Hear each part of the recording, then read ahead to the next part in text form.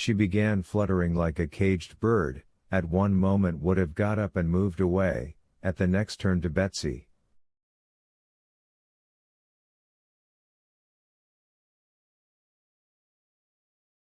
"Let us go, she said.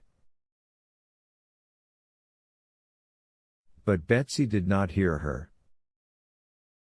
She was bending down, talking to a general who had come up to her. Alexey Alexandrovich went up to Anna and courteously offered her his arm. "Let us go, if you like," he said in French, but Anna was listening to the general and did not notice her husband.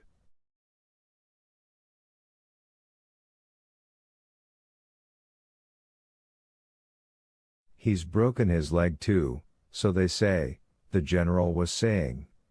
"This is beyond everything."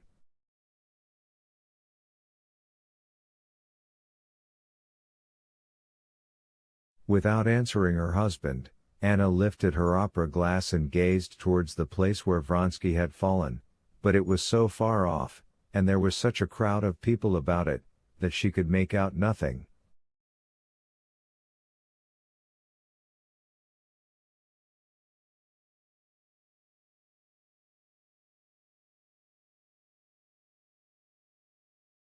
She laid down the opera glass, and would have moved away, but at that moment an officer galloped up and made some announcement to the Tsar.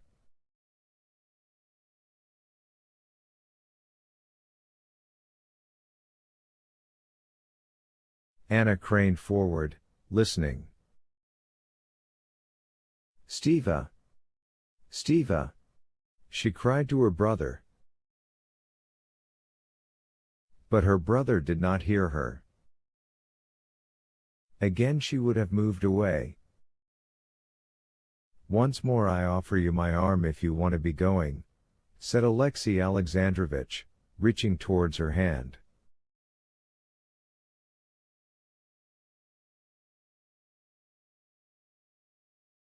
She drew back from him with aversion, and without looking in his face answered, "No, no, let me be, I'll stay." She saw now that from the place of Vronsky's accident an officer was running across the course towards the pavilion.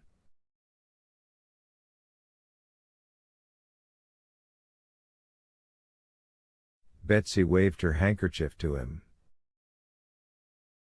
The officer brought the news that the rider was not killed, but the horse had broken its back.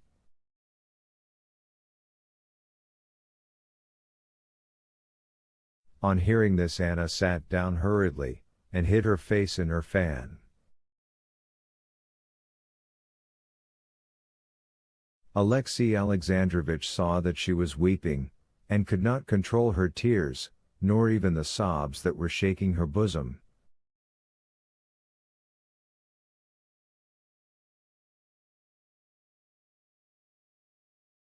Alexey Alexandrovich stood so as to screen her, giving her time to recover herself.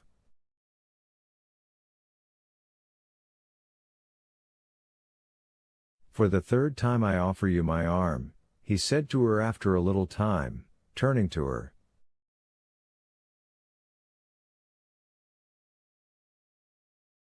Anna gazed at him and did not know what to say. Princess Betsy came to her rescue. "No, Alexey Alexandrovich, I brought Anna and I promised to take her home," put in Betsy.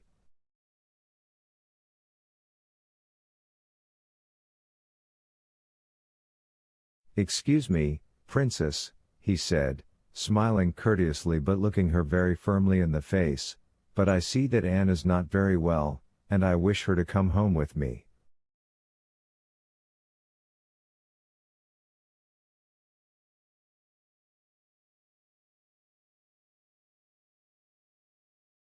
Anna looked about her in a frightened way, got up submissively, and laid her hand on her husband's arm.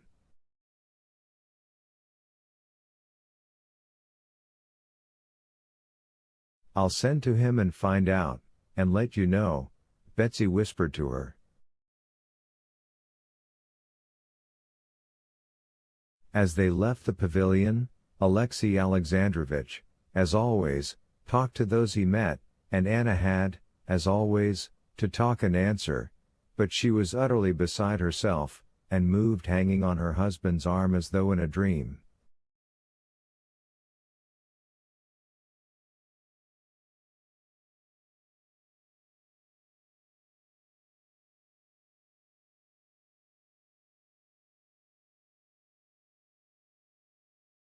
Is he killed or not?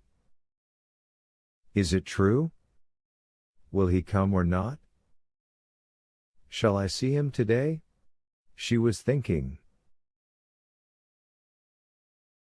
She took her seat in her husband's carriage in silence, and in silence drove out of the crowd of carriages.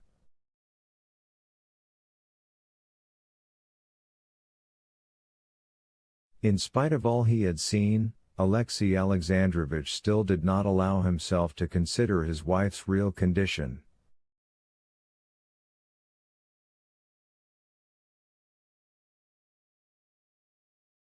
He merely saw the outward symptoms. He saw that she was behaving unbecomingly, and considered it his duty to tell her so.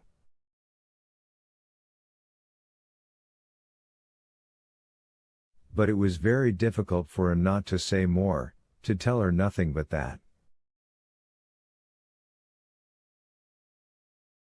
He opened his mouth to tell her she had behaved unbecomingly, but he could not help saying something utterly different.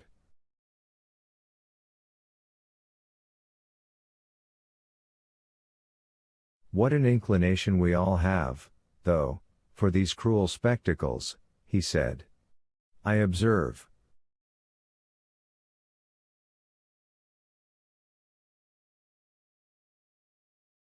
Eh? I don't understand, said Anna contemptuously. He was offended, and at once began to say what he had meant to say. I am obliged to tell you, he began. So now we are to have it out, she thought, and she felt frightened. I am obliged to tell you that your behavior has been unbecoming today, he said to her in French.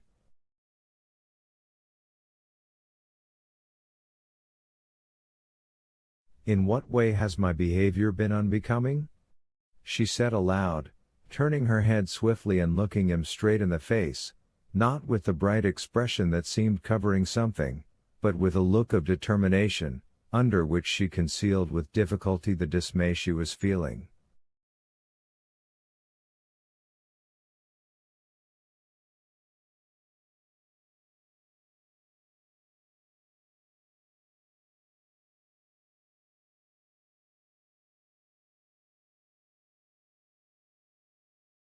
Mind, he said, pointing to the open window opposite the coachman.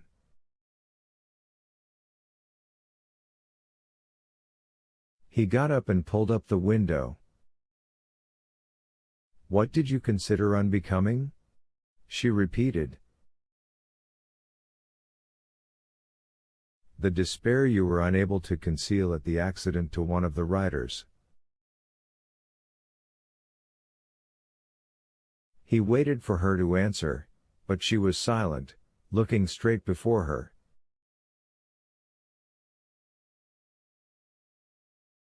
I have already begged you so to conduct yourself in society that even malicious tongues can find nothing to say against you.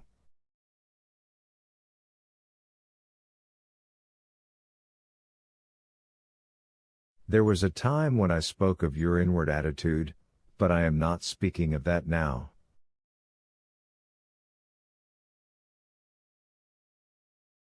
Now I speak only of your external attitude.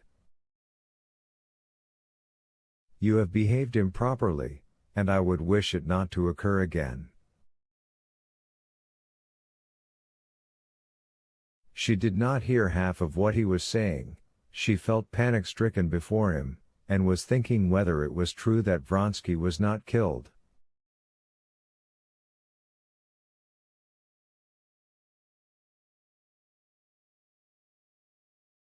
Was it of him they were speaking when they said the rider was unhurt, but the horse had broken its back?